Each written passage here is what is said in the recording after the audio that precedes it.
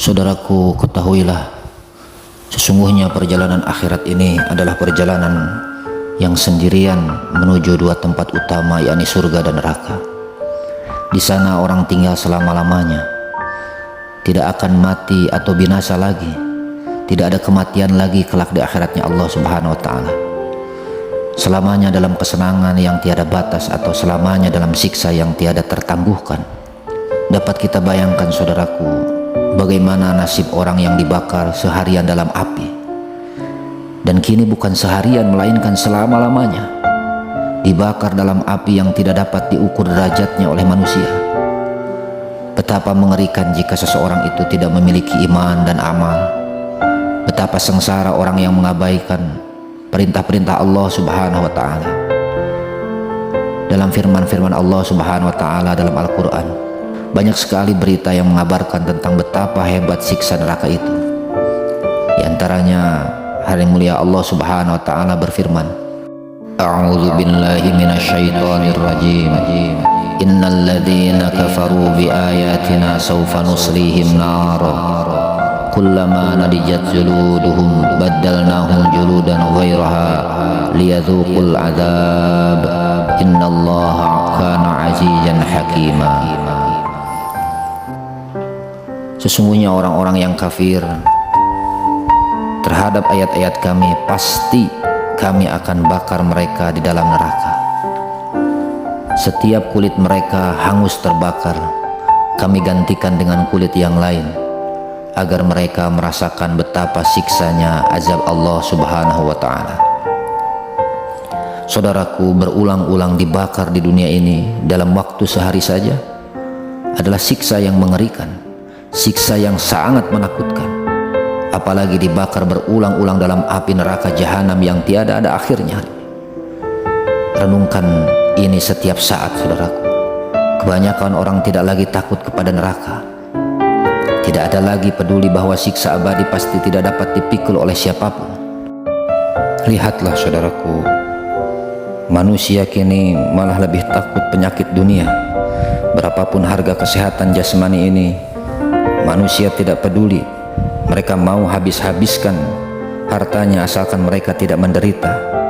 Mereka mengobati penyakit-penyakit jasad yang dia rasakan.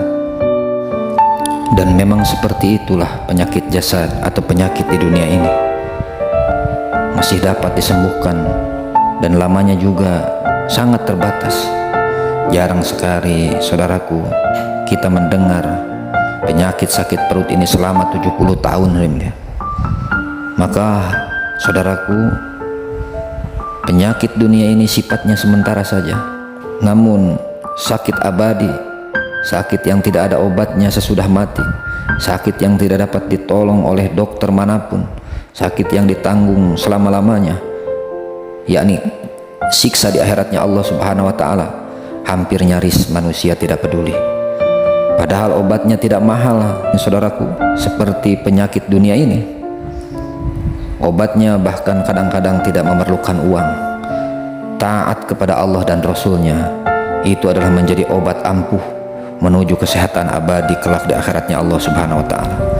Di dalam taat itu ada tasbih, ada istighfar, ada zikir, ada bermacam-macam amal yang mudah dilakukan oleh siapapun. Orang kaya boleh membeli kesehatan akhirat dengan uangnya. Orang miskin boleh pula menghindari sakit akhirat dengan tasbih dan sebagainya. Begitu mudah orang dapat menyelamatkan diri dari neraka, tapi begitu banyak orang yang dilalaikan oleh dunianya. Bayangkan, saudaraku, dengan memohon ampun orang dapat selamat dari neraka adalah sesuatu yang sangat mudah. Mengapa? Dan mengapa banyak orang yang tidak peduli terhadap semua ini? Saudaraku, renungkan ini setiap saat, di mana dan kapan saja kita duduk sendirian, agar kita tidak ditipu oleh angan-angan yang sangat tinggi. Lambat atau cepat, kita pasti akan pulang ke akhirat. Mau tidak mau, kita harus berhenti di dunia ini dan berpindah kepada kampung akhirat yang selama-lamanya.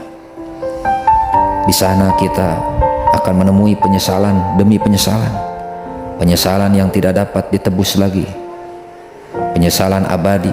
Jika ketika di dunia ini orang mengatakan menyesal tua tak berguna, sungguh penyesalan di dunia ini masih dapat ditebus. Insya Allah ini semua akan mendorong kita menuju taat kepada Allah Subhanahu wa Ta'ala. Insya Allah ini semua kelak akan menjadi manfaat ketika kita di akhiratnya Allah Subhanahu wa Ta'ala.